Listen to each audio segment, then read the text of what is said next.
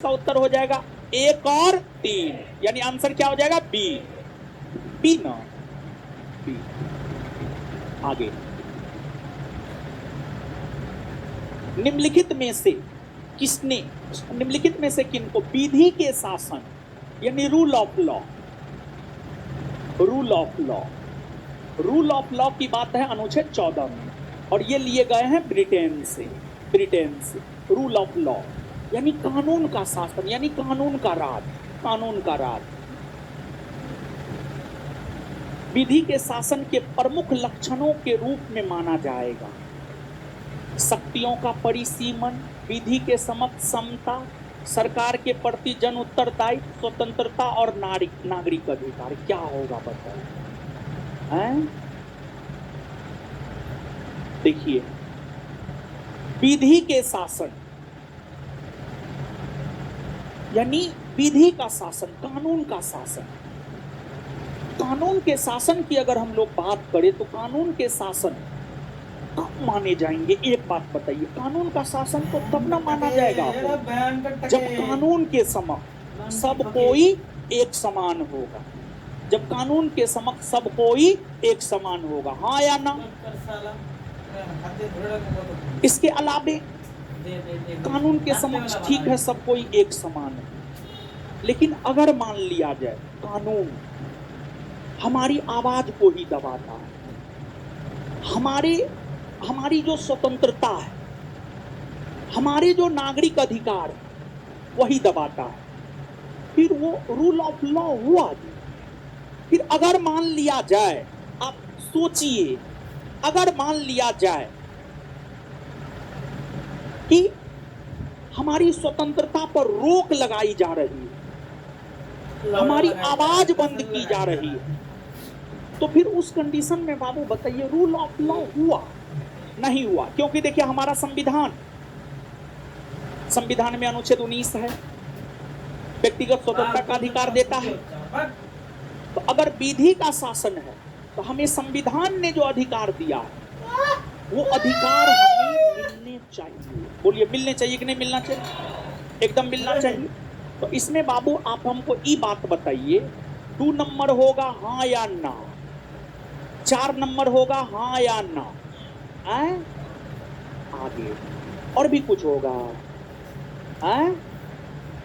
नहीं होगा। शक्तियों का परिसीमन, शक्तियों का, तो ये भी होगा। सरकार के प्रति जन उत्तरदायित्व, ये नहीं होना चाहिए, ठीक है। 1, 2 और 4, 1, 2 और 4, यानी आंसर होगा सी।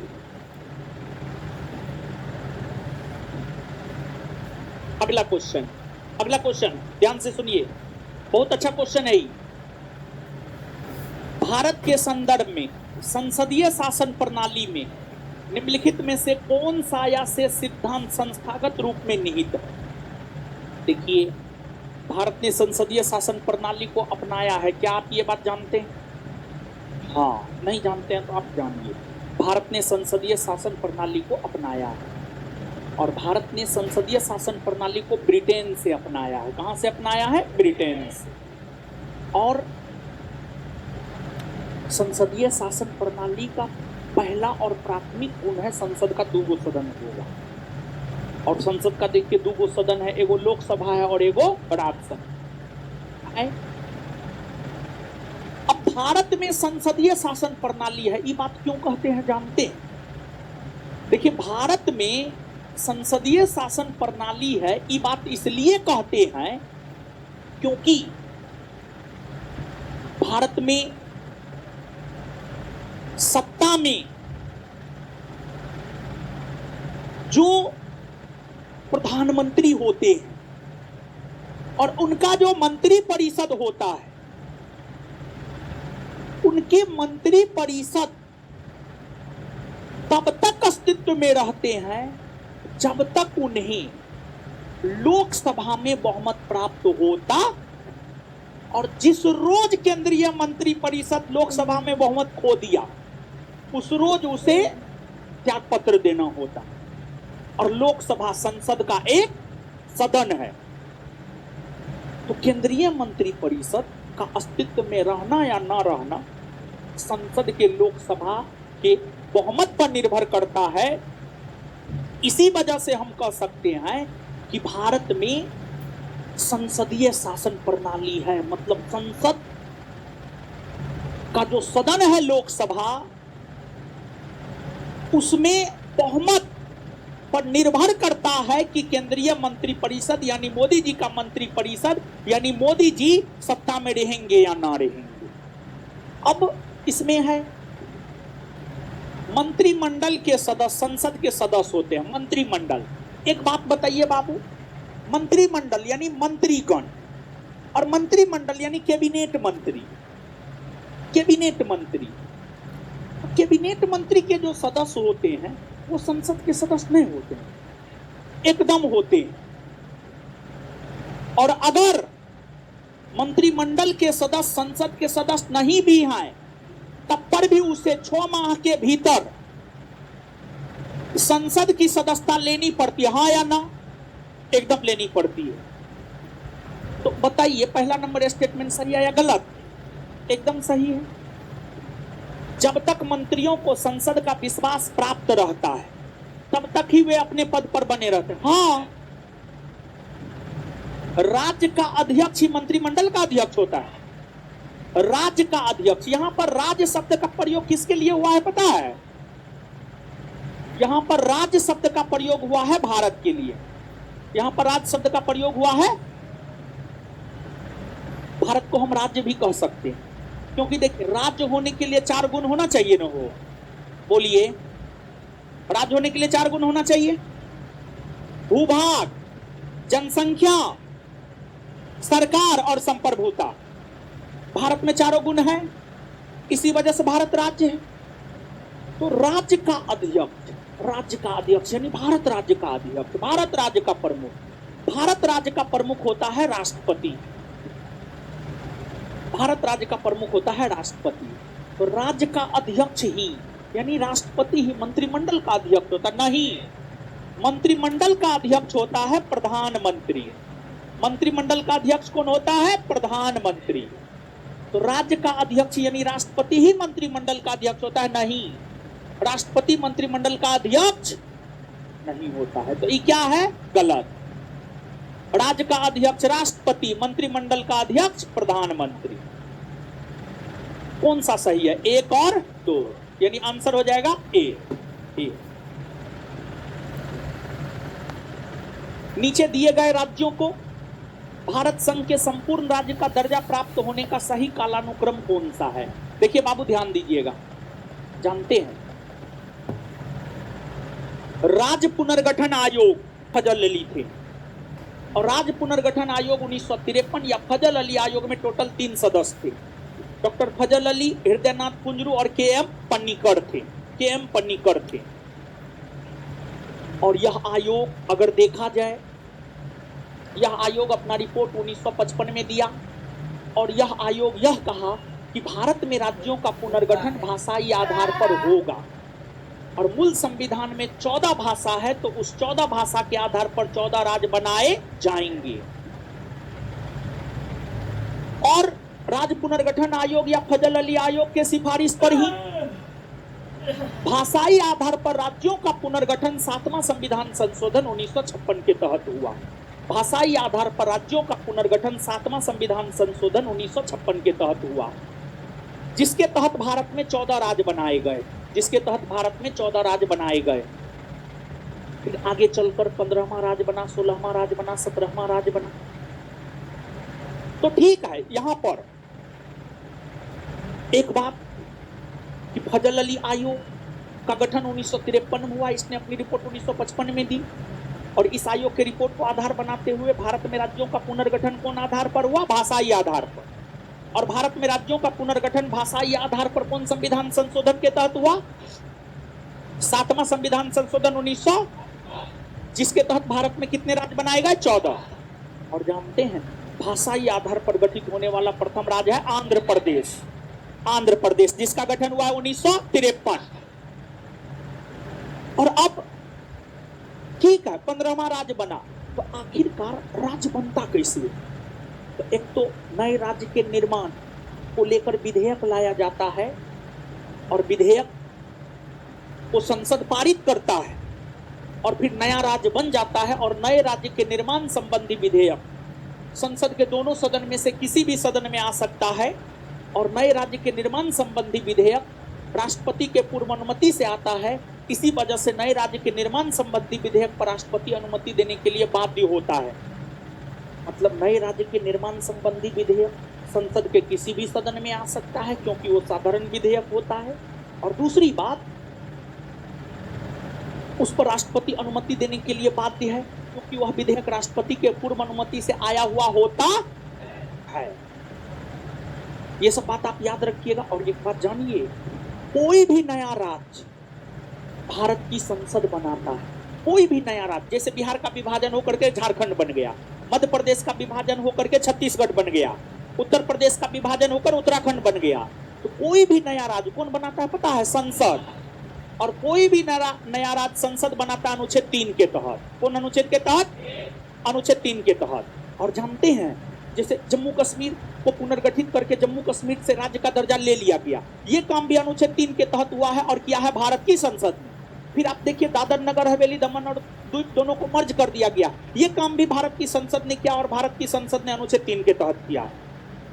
तो नए राज्य के निर्माण भारत की संसद के द्वारा किए जाते, अनुच्छेद 3 के तहत किए जाते। सीधी बात याद रखिएगा। विस्तार भी इसको दिया जा सकता लेकिन उतना नहीं देंगे, ठीक है। अब देखिए बाबू, लेकिन हाँ, ये 2-3 जितना बात पता है उतना जरूरी है। इसके बाद अब देखिएगा बाबू, 15वां राज्य।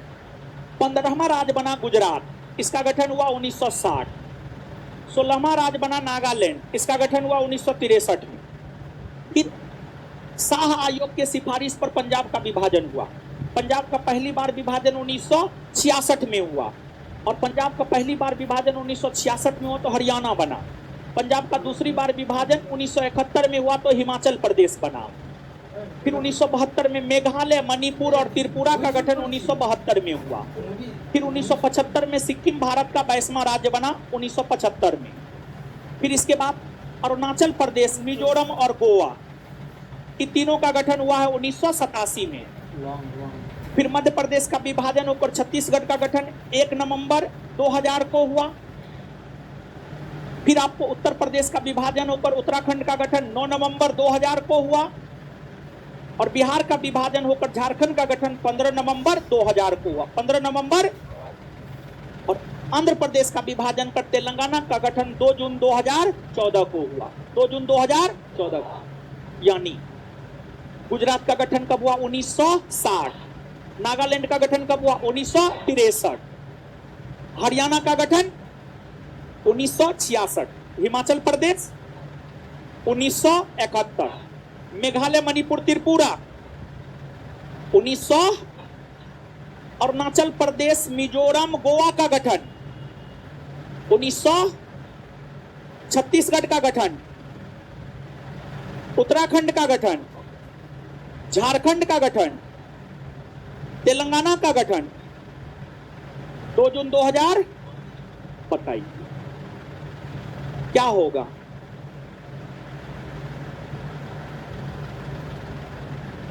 नागालैंड 1963, हरियाणा 1966, सिक्किम 1975, अरुणाचल प्रदेश 1900। आंसर बी होना चाहिए, हाँ या ना? होना चाहिए ना? आगे आइए। निम्नलिखित में से कौन सा मंत्रालय भारत में नागरिकता से संबंधित है? देखिए बाबू, नागरिकता, एक बात जानते हैं बाबू, नागरिकता की अगर हम लोग बात करें तो नागरिकता को लेकर जानकारी हमें भारतीय संविधान का भाग 2 और अनुच्छेद 5 से अनुच्छेद 11 देता है। भाग 2 और अनुच्छेद 5 से अनुच्छेद 11। देखिए, जहां तक अनुच्छेद 5 का सवाल है, अनुच्छेद 5 यह जानकारी देता है संविधान लागू होने के समय भारत की नागरिकता प्राप्त करने की क्या शर्तें थी। अनुच्छेद 6, पाकिस्तान से जो लोग भारत आए उन्हें भारत की नागरिकता अनुच्छेद 6 के तहत। फिर जो लोग भारत से पाकिस्तान गए पुनः पाकिस्तान से भारत आए उन्हें नागरिकता अनुच्छेद 7 के तहत। भारतीय मूल के नागरिकों के नागरिकता संबंधी अधिकार की जानकारी देता है अनुच्छेद 8। और अनुच्छेद 9 यह कहता है कि अगर कोई भारतीय नागरिक किसी दूसरे देश की नागरिकता ग्रहण करता है तो उसकी भारत की नागरिकता समाप्त हो जाएगी।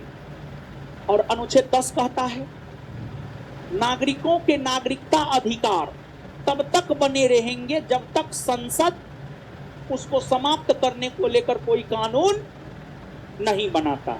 अनुच्छेद 11 यह कहता है नागरिकता को लेकर कानून बनाएगा भारत की संसद। और भारत की संसद नागरिकता देने को लेकर भी कानून बनाता है और नागरिकता छीनने को लेकर भी कानून बनाता है। तो भारत की संसद को नागरिकता को लेकर कानून बनाने का अधिकार अनुच्छेद 11 देता है। और अनुच्छेद 11 जो संसद को नागरिकता को लेकर कानून बनाने का अधिकार दिया है, उस अधिकार के तहत ही भारत की संसद ने 1955 में नागरिकता अधिनियम बनाया, जिसे नागरिकता अधिनियम 1955 कहते हैं। और नागरिकता अधिनियम 1955 में ही इस बात की चर्चा है कि भारत की नागरिकता 5 प्रकार से प्राप्त होती है और 3 प्रकार से समाप्त होती है। भारत की नागरिकता जो 5 प्रकार से प्राप्त होती है, जन्म के आधार पर, वंशीय परंपरा के आधार पर, देशीयकरण के आधार पर, पंजीकरण के आधार पर और भूमि विस्तार द्वारा। और भारत की नागरिकता जो 3 प्रकार से समाप्त होती है, परित्याग, बर्खास्तगी और वंचित किए जाने पर। अब नागरिकता को लेकर कानून संसद बनाता है और आपको भारत सरकार के अंतर्गत एक गृह मंत्रालय होता है। भारत सरकार के अंतर्गत अनेकों मंत्रालय है, गृह मंत्रालय है, विदेश मंत्रालय है, रक्षा मंत्रालय है।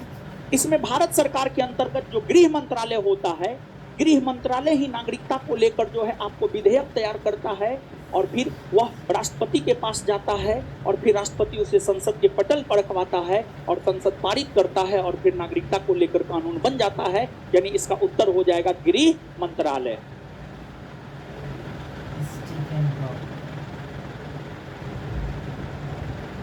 निम्नलिखित कथनों पर विचार कीजिए। अनुच्छेद 31 संपत्ति के अधिकार से संबंधित है। बोलिए, क्या अभी है? नहीं ना, तो वर्तमान संदर्भ में ना क्वेश्चन है, पहले ना था हो। देखिए, एक बात जानिए, आप सब लोग बाबू जानते हैं मूल अधिकार। मूल अधिकार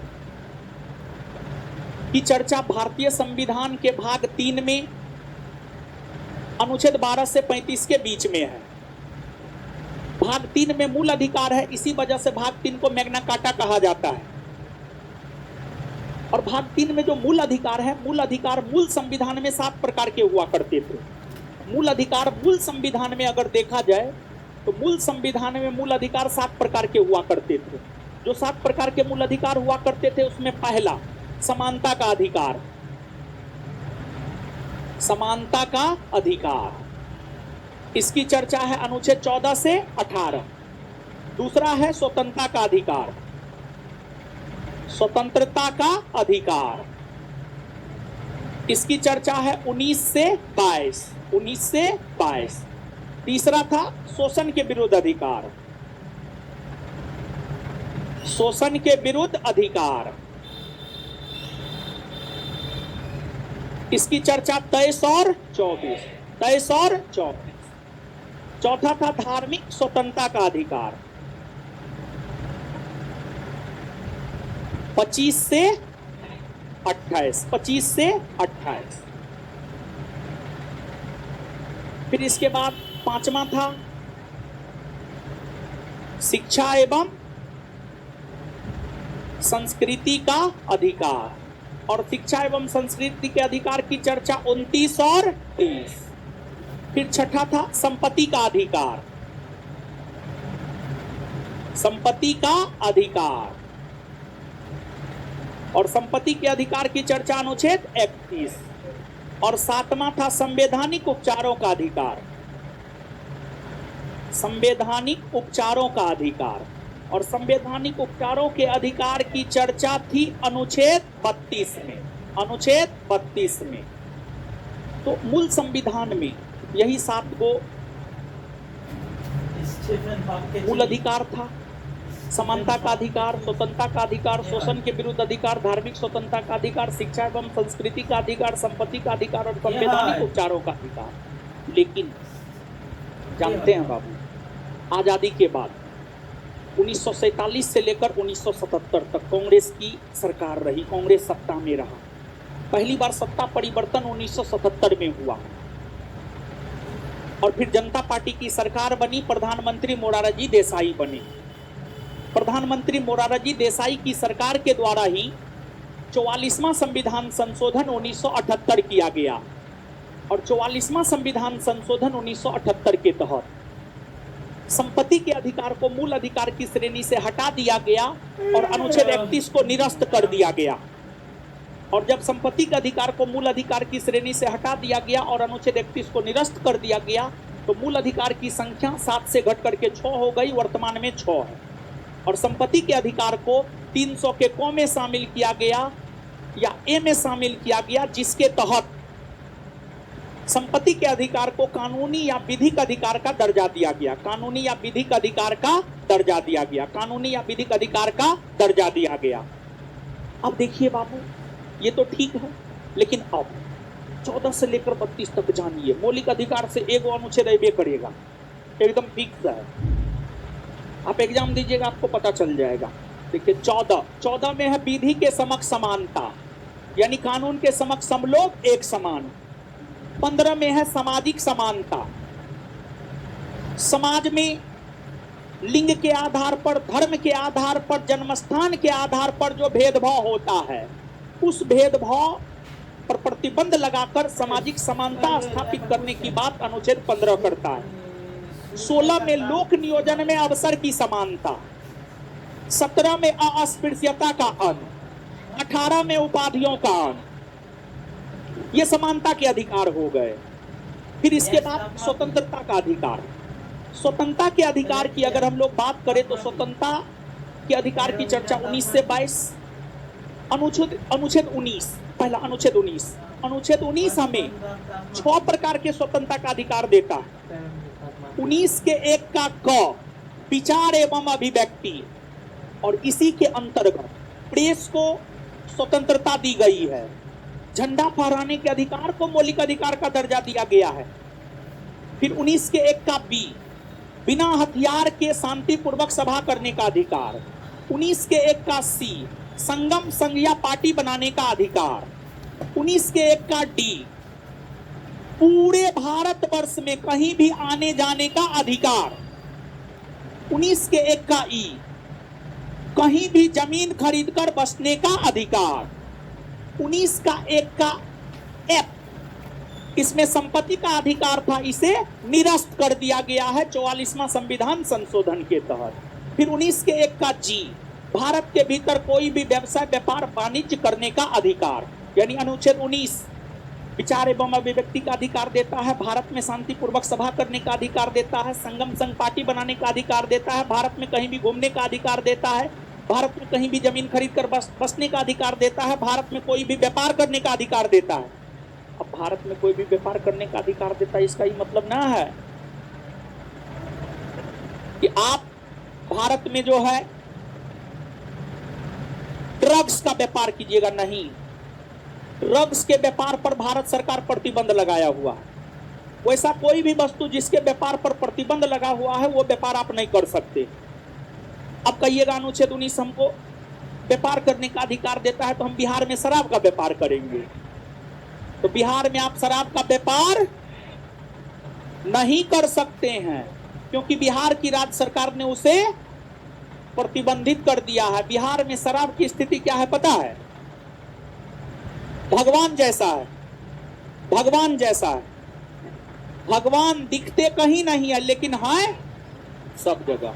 बिहार में शराब बंदी है, दिखता कहीं नहीं है, लेकिन होम डिलीवरी हो जाता है। अब तो और सुविधा मिल गया है। तो 19 के बाद आगे 20, अनुच्छेद 20 का जहां तक सवाल है, दो सिद्धि के विरुद्ध संरक्षण, दो सिद्धि के विरुद्ध संरक्षण, हल्ला मत कीजिए, दो सिद्धि के विरुद्ध संरक्षण। देखिए अनुच्छेद 20 कहता है कि अगर कोई दोषी व्यक्ति है उसको भी संविधान संरक्षण देता है, और दोषी व्यक्ति को अनुच्छेद 20 3 प्रकार का संरक्षण देता है। पहला संरक्षण, एक अपराध के लिए एगो सजा मिलेगा। दूसरा संरक्षण, जिस समय आपने अपराध किया उस समय के कानून के तहत सजा मिलेगा। और तीसरा, आपको स्वयं के खिलाफ गवाही देने के लिए बाध्य नहीं किया जा सकता। 20। इसके बाद 21 में है प्राण एवं दैहिक स्वतंत्रता का अधिकार। प्राण एवं दैहिक स्वतंत्रता का अधिकार मतलब अगर देखा जाए तो प्राण एवं दैहिक स्वतंत्रता का मतलब है स्वतंत्रता पूर्वक सम्मान के साथ जीवन जीने का अधिकार। अनुच्छेद 21 सबको सम्मान के साथ जीवन जीने का अधिकार देता है। सबको, महिला हो पुरुष हो, सबको स्वतंत्रता पूर्वक सम्मान के साथ जीवन जीने का अधिकार देता है। और अनुच्छेद 21 जीवन जीने पर जोर देता है। और अनुच्छेद 21 के अंतर्गत सुनिए, अनुच्छेद 21 के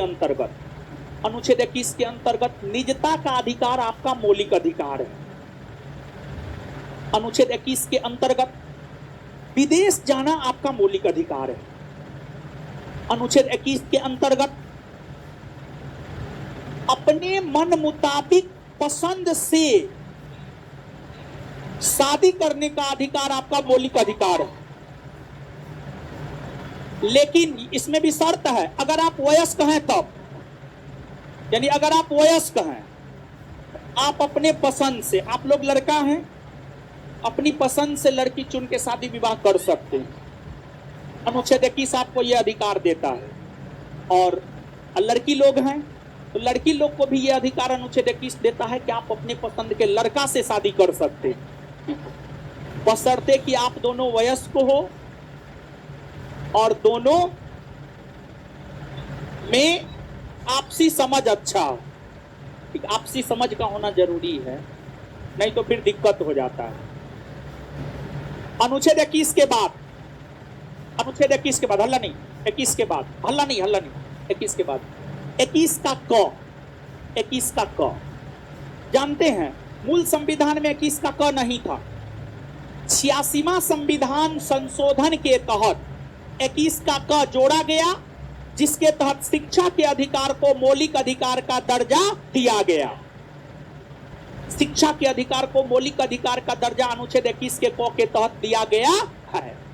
और अनुच्छेद 21 का क यह कहता है, राज्य का यह कर्तव्य होगा कि वह अपने 6 से 14 आयु वर्ग के बच्चों को शिक्षा उपलब्ध करवाएगा।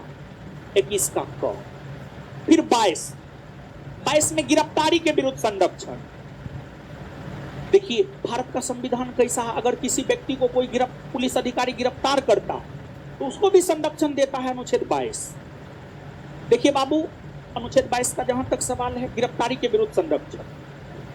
जब आपको कोई पुलिस अधिकारी गिरफ्तार करने के लिए आता है तो अनुच्छेद 22 आपको 3 प्रकार का संरक्षण देता है। पहला, गिरफ्तारी का कारण जान सकते हैं। दूसरा, गिरफ्तार होने के 24 घंटा के भीतर न्यायालय में आपको प्रस्तुत किया जाना चाहिए। और तीसरा, आप अपने मन मुताबिक वकील रख सकते। ये 3 प्रकार का संरक्षण देता है अनुच्छेद 22, यानी गिरफ्तारी के विरुद्ध संरक्षण का अधिकार देता है अनुच्छेद 22। स्वतंत्रता के अधिकार खत्म हो गए, फिर शोषण के विरुद्ध अधिकार। शोषण के विरुद्ध अधिकार की चर्चा अनुच्छेद 23 और 24।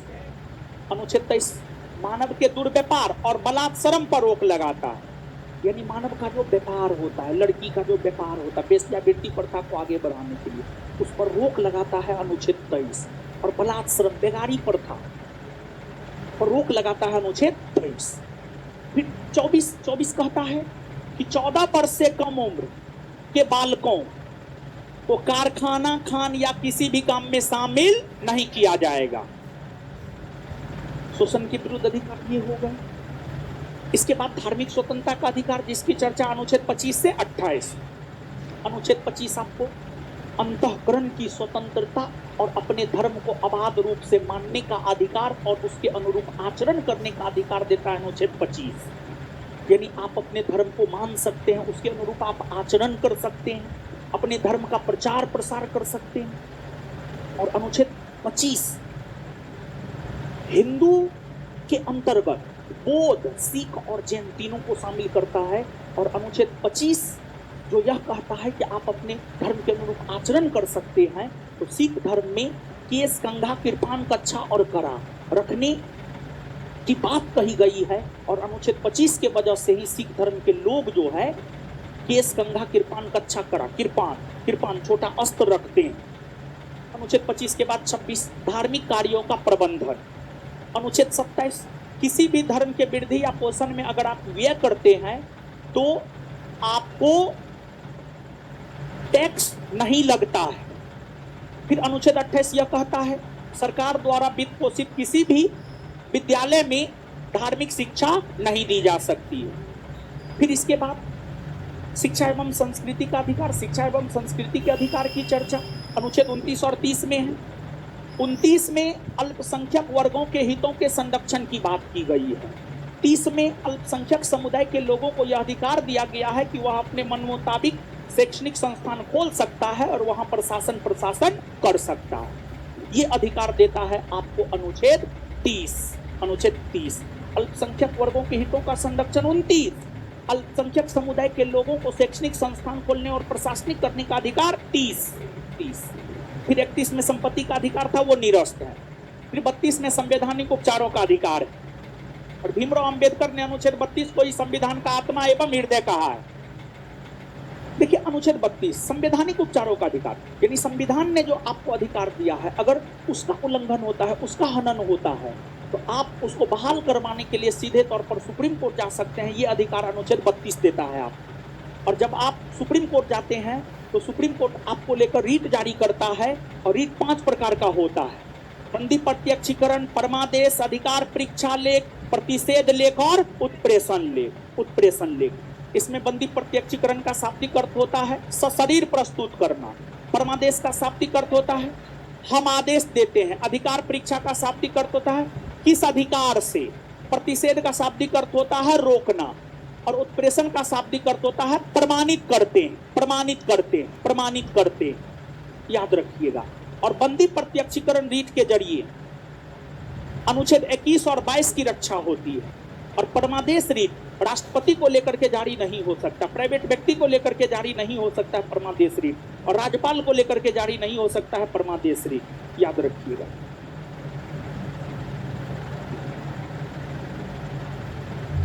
मौलिक अधिकार खत्म हो गया। अब आइए यहाँ पे संपत्ति का अधिकार एक विधिक अधिकार है किंतु यह मूल अधिकार नहीं है। सही है या गलत? सही है। भारत के संविधान में अनुच्छेद 301 उस समय केंद्र में कांग्रेस सरकार द्वारा 44वें संविधान संशोधन से अंतः स्थापित किया। सही है या गलत? गलत ना, कांग्रेस की सरकार थी। नहीं ना, जनता पार्टी की ना सरकार। प्रधानमंत्री मोरारजी देसाई न थे। हाँ, कौन सा सही है? केवल दो। आगे आइए। समानता का अधिकार, समानता का अधिकार है 14 से 18। तो समानता के अधिकार में 13 आता है? नहीं। 15 हाँ, 16 हाँ, 14 हाँ, 2 3 और आंसर हो जाएगा सी। निम्नलिखित में से कौन सा सही सुमेलित नहीं है, मतलब कौन गलत? मानव के दुर्व्यापार और बलात्श्रम का प्रतिषेध 23 सही है। अल्पसंख्यक वर्गों के हितों का संरक्षण 29 सही है। संवैधानिक उपचारों का अधिकार 32 सही। शिक्षा संस्थानों की स्थापना तथा प्रशासन करने का अल्पसंख्यक वर्गों का अधिकार 31। नहीं ना, 30 में ना, आंसर क्या होगा? डी ना, आंसर डी होगा। नेक्स्ट, निम्नलिखित कथनों पर विचार कीजिए। कथन ए, हल्ला नहीं कीजिए। हल्ला क्या कर रहे हो आप? हल्ला मत कीजिए बाबू, हल्ला नहीं कीजिए।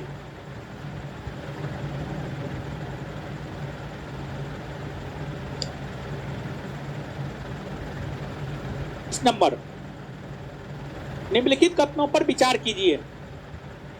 जो हल्ला कीजिएगा बाहर कर देंगे क्लास, इसी वजह से हल्ला नहीं कीजिए, ठीक है?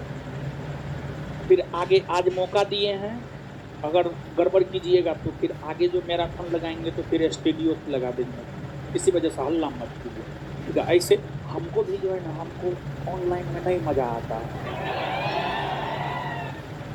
हमको ऑफलाइन में रहते हैं ना आप लोग, एकदम उधर से एनर्जी आता है हमको, कथन है, और वो भी सिर्फ लड़का रहता है तो एकदम पूरा फ्री रहते, लड़की में थोड़ा सा डरो होता है। कथन है, संविधान के अनुच्छेद 32 को डॉक्टर अंबेडकर ने आत्मा कहा है। हाँ, कारण अनुच्छेद 32 मौलिक अधिकारों के अतिक्रमण के विरुद्ध प्रभावी उपचार का प्रावधान करता है। हाँ, इसी वजह से कहा, इसी वजह से कहा। सुनिए, अंबेडकर साहब ने अनुच्छेद 32 को संविधान का आत्मा एवं हृदय इसलिए कहा है क्योंकि अगर आपके संविधान ने जो आपको मौलिक अधिकार दिया उसका हनन होता है तो उसके उपचार को लेकर आप सुप्रीम कोर्ट जाते हैं और सुप्रीम कोर्ट आपके मौलिक अधिकार को बहाल करवाता है। दोनों सही है। कथन जो है कारण उसकी पुष्टि करता है। आंसर हो जाएगा ए। निम्न में से कौन सा एक मानव अधिकार भारतीय संविधान के अंतर्गत मौलिक अधिकार भी है? शिक्षा का अधिकार। शिक्षा का अधिकार जो है मानव अधिकार के साथ साथ मौलिक अधिकार भी है 21 के क के तहत। भारतीय संविधान में प्रतिस्थापित राज्य के नीति निर्देशक तत्वों के अंतर्गत निम्नलिखित प्रावधानों पर विचार कीजिए। 4 गो है। इसके बाद है उपर्युक्त में से कौन से गांधीवादी सिद्धांत है जो राज्य की नीति के निर्देशक तत्वों में प्रतिबिंबित होते हैं? सुनिए हीरो सब, सुनिए, देखिए, राज्य के नीति निर्देशक तत्व। राज्य के नीति निर्देशक तत्व की चर्चा अगर देखा जाए अनुच्छेद 36 से 51 में, अनुच्छेद 36 में राज्य की परिभाषा है। अनुच्छेद 37 कहता है राज्य के नीति निर्देशक तत्व न्यायालय में वाद योग्य नहीं होते। राज्य के नीति निर्देशक तत्व न्यायालय में वाद योग्य नहीं होते हैं, लेकिन मौलिक अधिकार न्यायालय में वाद योग्य होता है।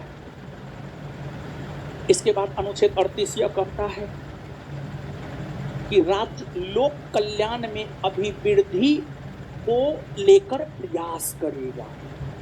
फिर अनुच्छेद 39 यह कहता है कि राज्य अपने नीति का निर्माण इस प्रकार से करेगा ताकि राज्य के भीतर लोगों को, स्त्री हो या पुरुष, दोनों को काम करने का समान अवसर मिले, समान काम के लिए समान वेतन मिले, धन का विकेंद्रीकरण हो। ये सब अनुच्छेद 39 में। फिर 39 के क में निःशुल्क विधिक सहायता की बात की गई है। 40 में पंचायती राज के गठन की बात की गई है। 41 में कुछ विशेष दशा में काम सहायता, बुढ़ापे की स्थिति में सहायता और बेरोजगारी की स्थिति में काम पाने का अधिकार, अनुच्छेद 41। फिर अनुच्छेद 42। अनुच्छेद 42 की अगर हम बात करें तो प्रसूति सहायता, यानी जो गर्भवती महिलाओं को राज्य सरकार के द्वारा सहायता दिया जाता है वही प्रसूति सहायता है, अनुच्छेद 42। फिर 43 में अगर देखा जाए तो 43 में कुटीर उद्योग और मजदूरों को निर्वाह योग्य मजदूरी। फिर 43 के क में है उद्योगों के प्रबंधन में मजदूरों की भागीदारी। 43 के ख में सहकारी समिति। 44 में अगर देखा जाए तो 44 में समान नागरिक संहिता।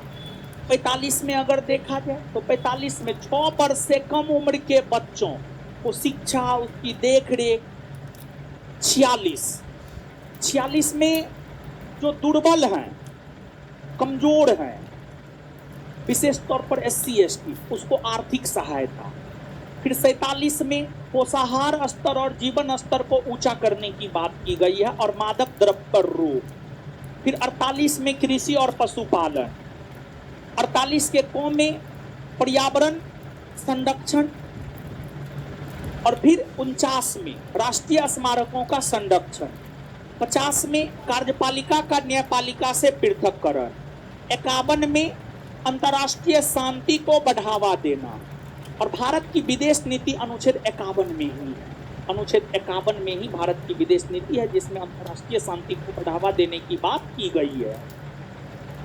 तो अब देखिएगा बाबू, ये जो राज्य के नीति निर्देशक तत्व है, एक बात आप जानिए, 42वां संविधान संशोधन 1976 के तहत 3 नए राज्य के नीति निर्देशक तत्व जोड़े गए, 39 को, 43 को, 48 को, और 97वां संविधान संशोधन 2011 के तहत 43 ख नामक राज्य के नीति निर्देशक तत्व जोड़े गए।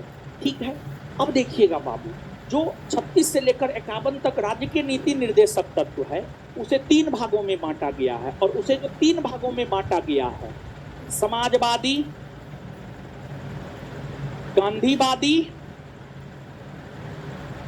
और उदारवादी, गांधीवादी और उदारवादी। तो देखिएगा बाबू, आपको समाजवादी में अनुच्छेद 38 हो गया, अनुच्छेद 39 हो गया, 39A हो गया, ये सब समाजवादी तत्व है, ये सब राज्य के नीति निर्देशक तत्व में समाजवादी तत्व है।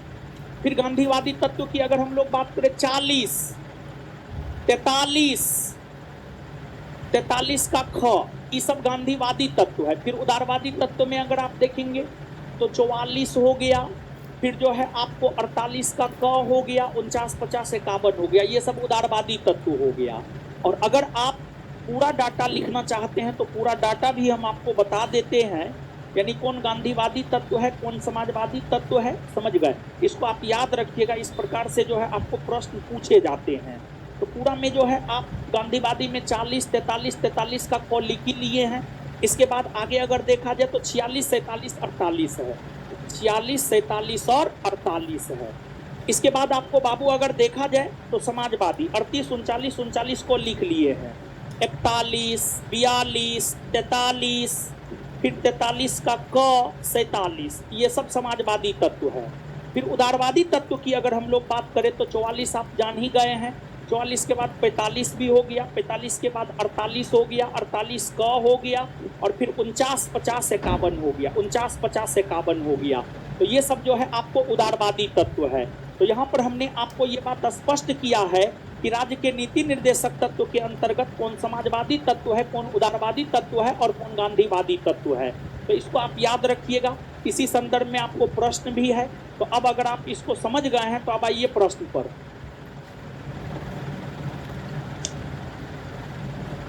प्रश्न पर आइए बाबू। देखिए, भारतीय नागरिकों के लिए समान नागरिक संहिता, ये 44 में ना है, क्या गो राज्य में लागू है?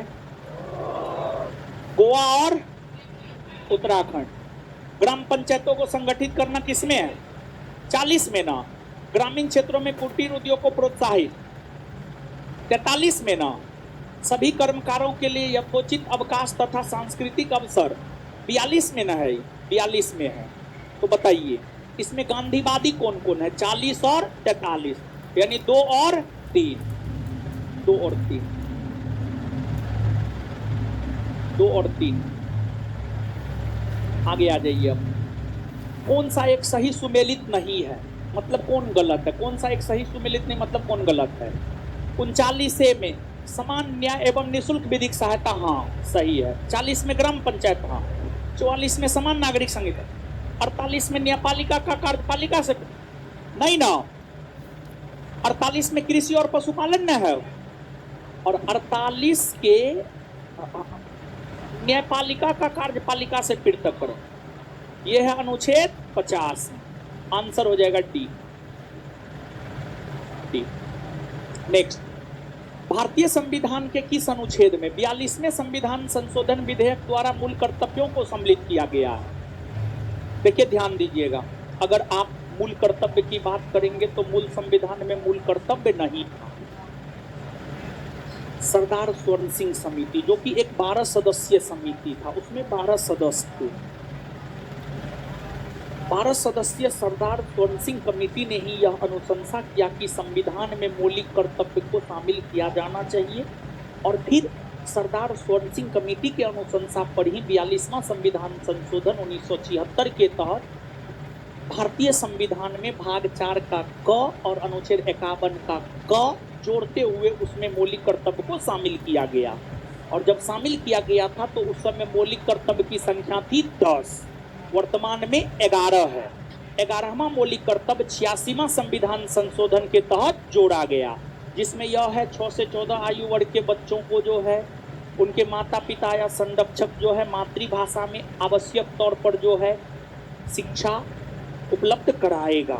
ये 11वां मौलिक कर्तव्य है। इसके अलावे जो है अगर देखा जाए राष्ट्रगान का सम्मान करना है, सार्वजनिक संपत्ति की रक्षा करना है, वैज्ञानिकवाद मानववाद विज्ञानवाद मानववाद को बढ़ावा देना है, भारत की रक्षा करना है। ये सब 11 मौलिक कर्तव्य में जो है बाबू आपको शामिल है। तो इसमें अगर देखा जाए तो आंसर हो जाएगा 51 का ए है। अब यहाँ पर आपको मौलिक कर्तव्य शुरू में जो है आपको मौलिक कर्तव्य था, तो देखिए 11 को जो मौलिक कर्तव्य है देख लीजिए। कभी कभी पूछा जाता है कौन मौलिक कर्तव्य है और कौन मौलिक कर्तव्य नहीं है। तो देखिए ये 11 को मौलिक कर्तव्य है, इसको थोड़ा हम जूम कर देते हैं।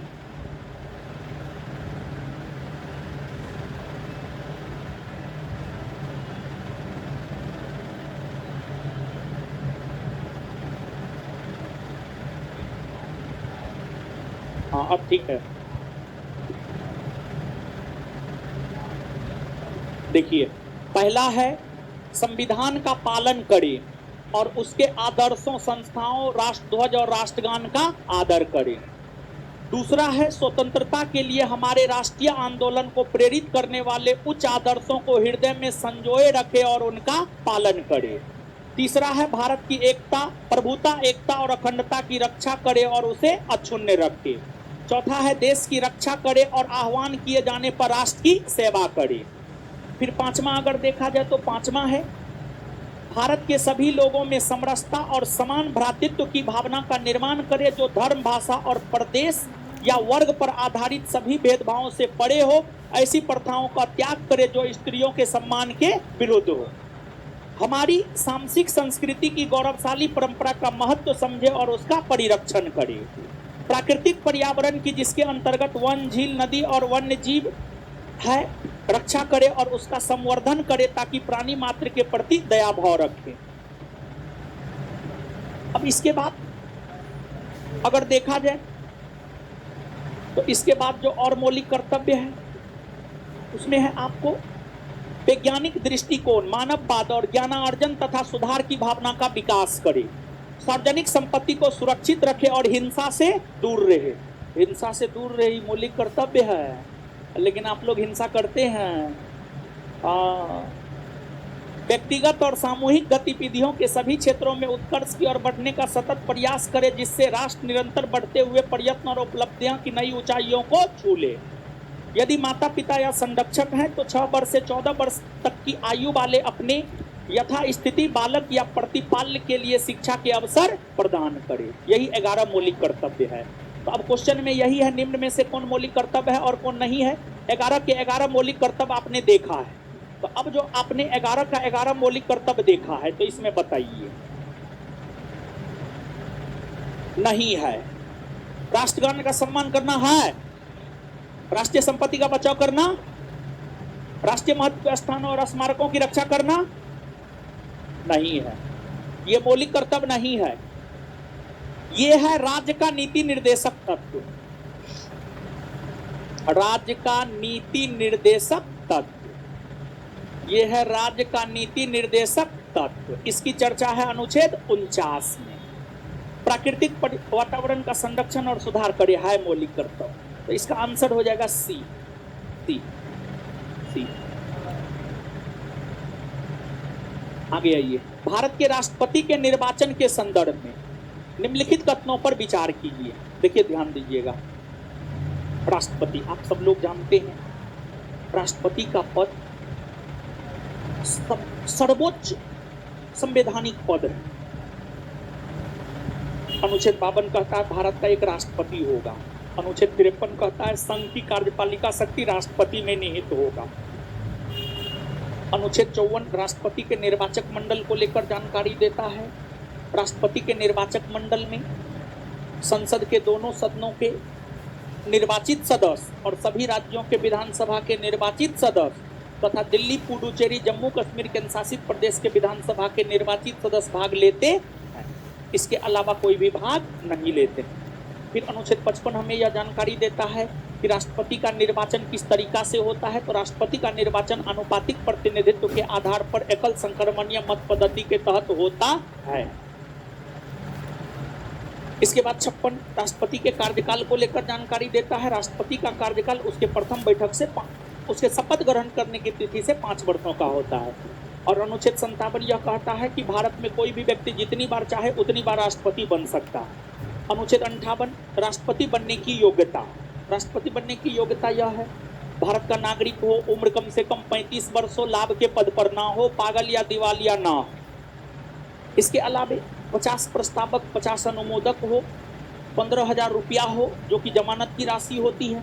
और राष्ट्रपति के चुनाव में जब चुनाव होते हैं तो अगर कोई व्यक्ति कुल पड़े वेद मतों का 1/6 भाग हासिल नहीं करता है तो उसके द्वारा जो 15,000 रुपया जमा करके राष्ट्रपति का चुनाव लड़ा जाता है उसको जब्त कर लिया जाता है और कहा जाता है कि जमानत की राशि जब्त हो गई। फिर 59 में राष्ट्रपति पद की शर्तें हैं। 60 में राष्ट्रपति का शपथ ग्रहण है। राष्ट्रपति को शपथ दिलाता है सुप्रीम कोर्ट के मुख्य न्यायाधीश। फिर 61 में है राष्ट्रपति पर महाभियोग प्रक्रिया। महाभियोग प्रक्रिया एक ऐसी प्रक्रिया है जिस प्रक्रिया के तहत राष्ट्रपति को पद से हटाया जाता है। राष्ट्रपति पर महाभियोग प्रक्रिया संसद लगाता है और संसद विशेष बहुमत से जो है महाभियोग प्रक्रिया को पारित करके जो है राष्ट्रपति को पद से हटाने का काम करता है। राष्ट्रपति को पद से हटाने का काम करता है। और राष्ट्रपति पर महाभियोग 14 दिन पूर्व सूचना देकर संसद के दोनों सदनों में से कोई भी लगा सकता है। फिर अनुच्छेद 62 यह कहता है कि अगर राष्ट्रपति का पद खाली होता है तो 6 माह के भीतर नए राष्ट्रपति का चुनाव हो जाना चाहिए। 6 माह के भीतर नए राष्ट्रपति का चुनाव हो जाना चाहिए। अब देखिए, ये तो 52 से 62 हुआ। अब यहां पर समझिएगा अनुच्छेद 54 की जो क्वेश्चन है, ये क्वेश्चन जो है अनुच्छेद 54 से संबंधित है। अनुच्छेद 54 से संबंधित है और 54 और 55 से संबंधित है। अनुच्छेद 54 55 दोनों से संबंधित है। देखिए, ध्यान दीजिएगा, ध्यान दीजिए, समझिए बाबू। देखिए बाबू, राष्ट्रपति के चुनाव में जो भाग लेता है उसे कहते हैं निर्वाचक मंडल। निर्वाचक मंडल, निर्वाचक मंडल। राष्ट्रपति के चुनाव में संसद के दोनों सदनों के निर्वाचित सदस्य, दोनों सदनों के निर्वाचित सदस्य भाग लेते हैं। निर्वाचित सदस्य भाग लेते हैं। संसद के दोनों सदन यानी लोकसभा और राज्यसभा, लोकसभा राज्यसभा के निर्वाचित सदस्य भाग लेते हैं।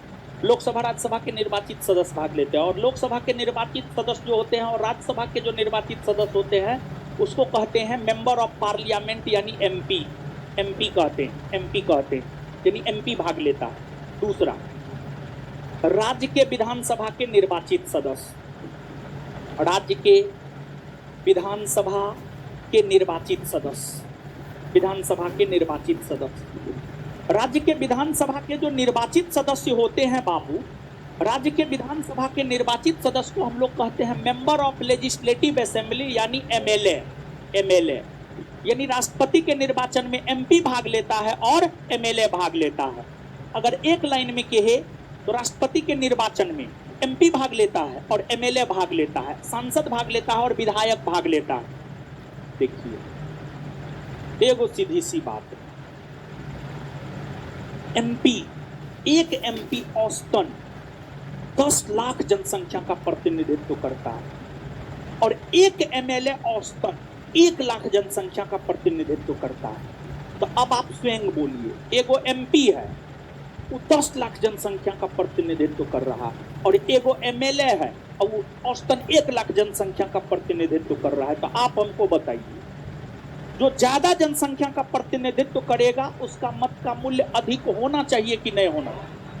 एकदम होना चाहिए। लेकिन जो कम जनसंख्या का प्रतिनिधित्व करेगा उसके मत का मूल्य कम होगा या नहीं हो?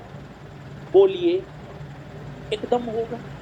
देखिए, सीधा कंसेप्ट है, जो जितनी ज्यादा जनसंख्या का प्रतिनिधित्व करेगा उसके मत का मूल्य उतना अधिक, और जो जितना कम जनसंख्या का प्रतिनिधित्व करेगा उसके मत का मूल्य उतना कम। सीधा कंसेप्ट यही है। तो एमपी ज्यादा जनसंख्या का प्रतिनिधित्व करता है तो एमपी के मत का मूल्य ज्यादा होता है। एमएलए कम जनसंख्या का प्रतिनिधित्व करता है तो एमएलए के मत का मूल्य उतना कम होता है, उतना कम होता है। समझ गए बाबू? अब देखिएगा आप एमएलए, अब देखिए एमएलए राज्य में होता है, जानते हैं एमएलए राज्य की जनसंख्या पर निर्भर करता है। उत्तर प्रदेश राज्य का एगो एमएलए 2 लाख, 2.5 लाख, 3 लाख, 4 लाख जनसंख्या का प्रतिनिधित्व करता है। सिक्किम का एक एमएलए कुछ हजार जनसंख्या का प्रतिनिधित्व करता है। तो एमएलए में भी जो एमएलए, जिस राज्य का एमएलए जितना ज्यादा जनसंख्या का प्रतिनिधित्व करता है, उस राज्य के एमएलए का मत का मूल्य उतना अधिक होता है, और जिस राज्य का एमएलए कम जनसंख्या का प्रतिनिधित्व करता है, उस राज्य के एमएलए के मत का मूल्य उतना कम होता है। सबसे ज्यादा उत्तर प्रदेश राज्य का एक एमएलए जनसंख्या का प्रतिनिधित्व करता है, तो उत्तर प्रदेश के एक एमएलए का मत का मूल्य सबसे ज्यादा है। और सिक्किम का एमएलए सबसे कम जनसंख्या का प्रतिनिधित्व करता है, तो सिक्किम के एक एमएलए का मत का मूल्य सबसे कम है। यानी एमएलए में भी अगर देखा जाए तो सभी एमएलए के मत के मूल्य एक समान, बल्कि प्रत्येक एमएलए के मत के मूल्य अलग अलग होते हैं। क्या होते हैं? अलग अलग होते हैं। प्रत्येक राज्य के एमएलए के मत का मूल्य अलग अलग होता है। समझ गए? ये बात समझ में आया? और एक बात, एक एमएलए के मत मूल्य निकालने का फॉर्मूला क्या है जानते हैं बाबू? एक एमएलए के मत मूल्य निकालने का फॉर्मूला क्या है पता है? राज्य की कुल जनसंख्या, कुल जनसंख्या अपॉन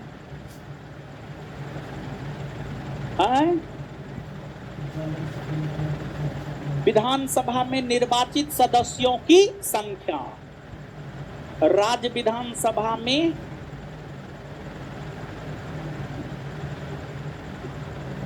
निर्वाचित सदस्यों की संख्या, सदस्यों की संख्या भागा 1000, यही ना फॉर्मूला है। तो एगो बात बताइए, हर राज्य का जनसंख्या अलग अलग ना हो, हर राज्य में विधानसभा सीट अलग अलग ना, तो आप स्वयं बताइए ना, जब ये दोनों डाटा चेंज होगा हर राज्य के संदर्भ में, तो हर राज्य के एमएलए का मत का मूल्य एक जैसा निकलेगा? हो नहीं निकलेगा, सीधी सी बात है। तो प्रत्येक राज्य के एमएलए का मत का मूल्य एक जैसा होता है, अलग अलग ना होता है। समझ में आया ये बात? चलिए, तो अब आइए स्टेटमेंट नंबर पहला पे। भारत के राष्ट्रपति के निर्वाचन के संदर्भ में निम्नलिखित कथनों पर विचार कीजिए। प्रत्येक एमएलए के वोट का मूल्य अलग अलग राज्य में अलग अलग होता है। सही है या गलत? सही है। आगे, लोकसभा के सदस्यों के वोट का मूल्य राज्यसभा के सदस्यों के वोट के मूल्य से अधिक होता है। एगो बात बताइए, इस बात को ऐसे समझिए। देखिए ऐसे सुनिए, आपको एक एमएलए के मत का मूल्य निकालने का फॉर्मूला क्या होता है पता है? सभी राज्यों के विधानसभा के निर्वाचित सदस्यों के मत मूल्यों का कुल योग अपॉन निर्वाचित संसद सदस्यों की संख्या, मतलब ये फॉर्मूला होता है। देखिए,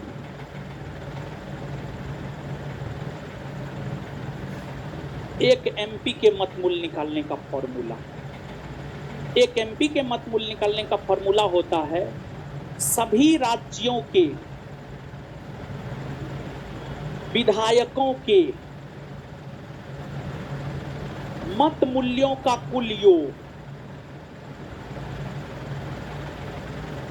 योग अपॉन निर्वाचित संसद सदस्यों की संख्या, निर्वाचित संसद सदस्यों की संख्या, यही होता है।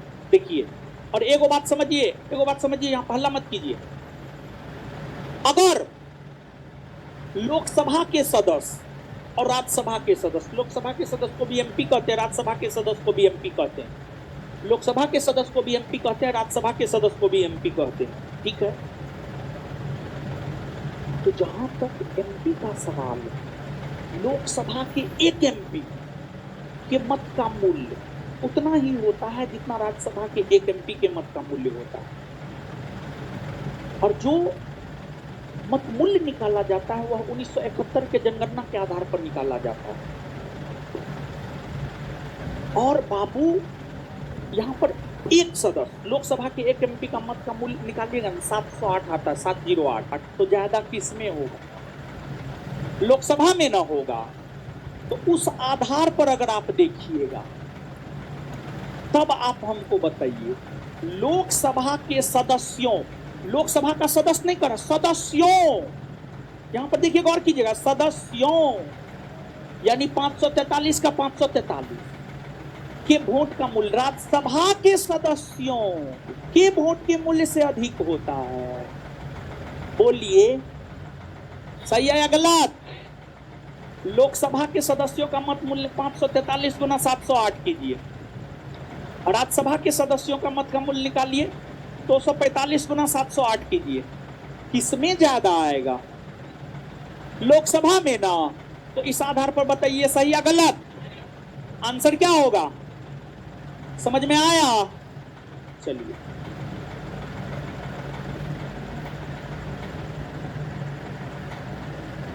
होगा तब तक हम कहीं नहीं जाने वाले हैं। तुम लोग ही भरम में मत रहना कि हम मिलने वाले हैं, ठीक है। देखो, ये ब्रह्मचर्य का ताकत है। तो क्या हम नहीं हिल सकते हैं? तुम लोग हिल जाएगा, हम नहीं हिलेंगे।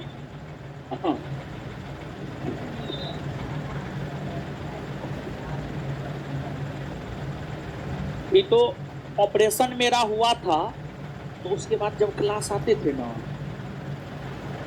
तो थोड़ा थोड़ा जो है, मतलब शुरू में ब्लड निकल गया था, मतलब ब्लड जो है 8 पे आ गया था, ठीक है, समझ रहे हैं?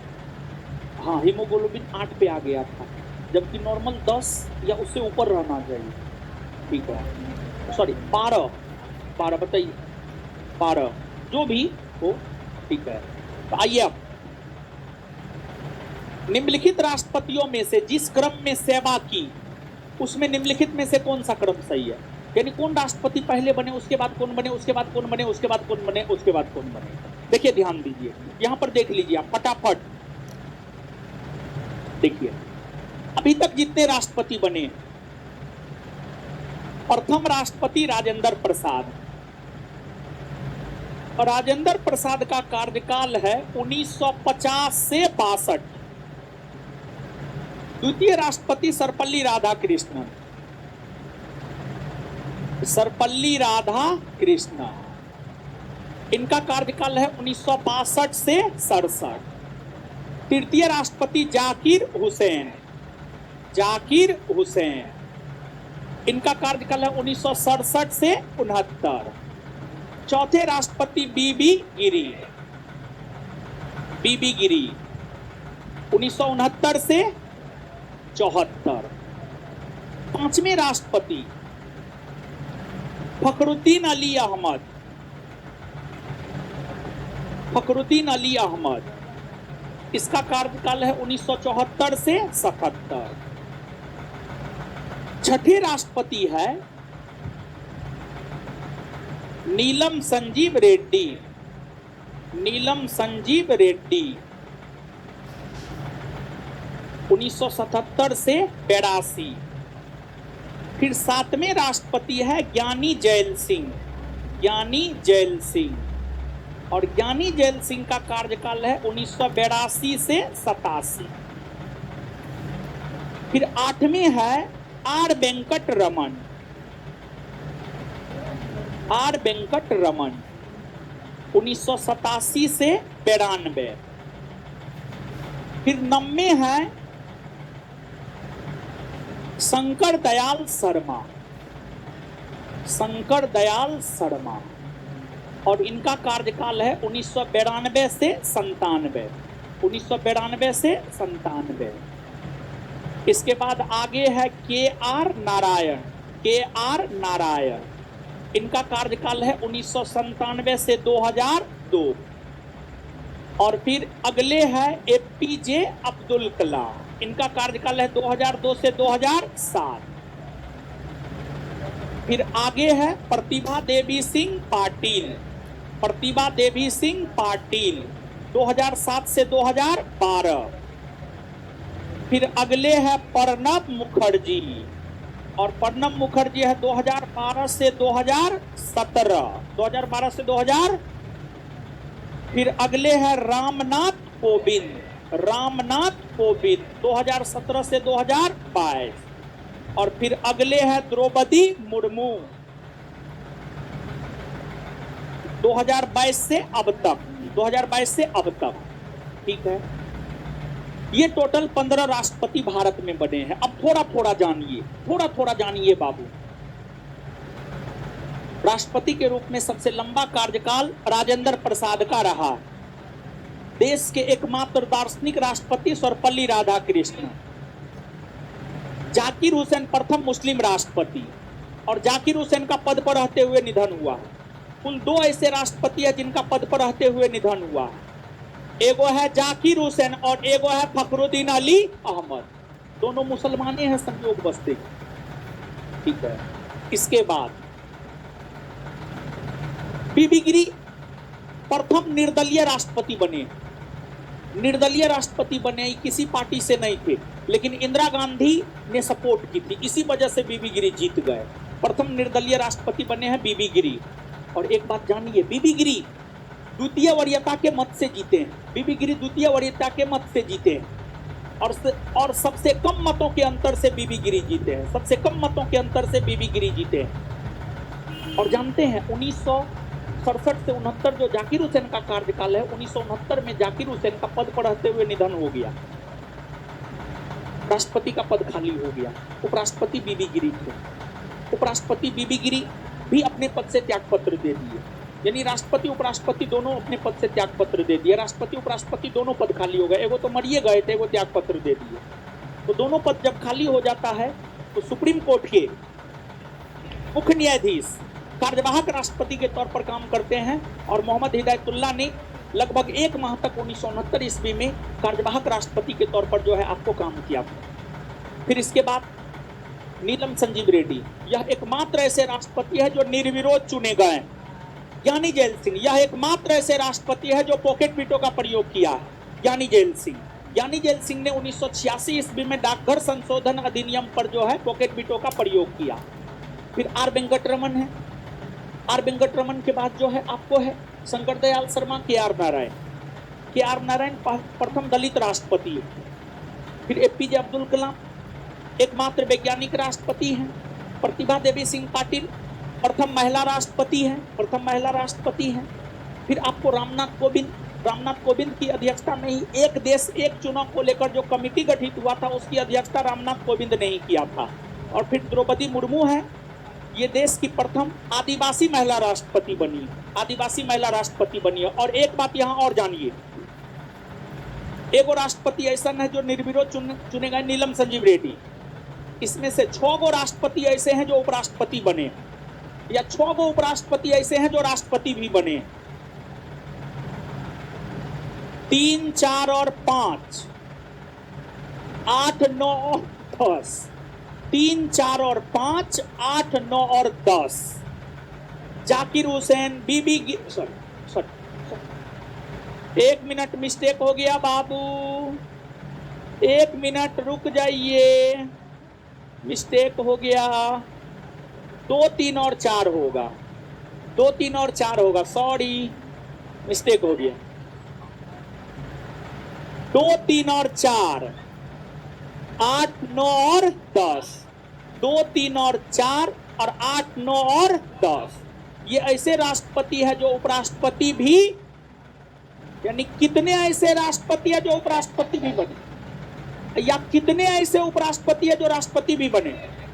6 ना, पहला, दूसरा, तीसरा, चौथा, पांचवा, छठा। क्लियर है? चलिए, अब अगर ये सब बात आप समझे हैं, बताइए उत्तर क्या हो? ए बी सी डी क्या हो? बी, नीलम संजीव रेड्डी। हाँ ठीक है। ज्ञानी जैल सिंह ठीक है। आर वेंकटरमन हाँ ठीक है, ठीक है। बी ठीक है। हाँ बी ठीक है, ठीक है बी।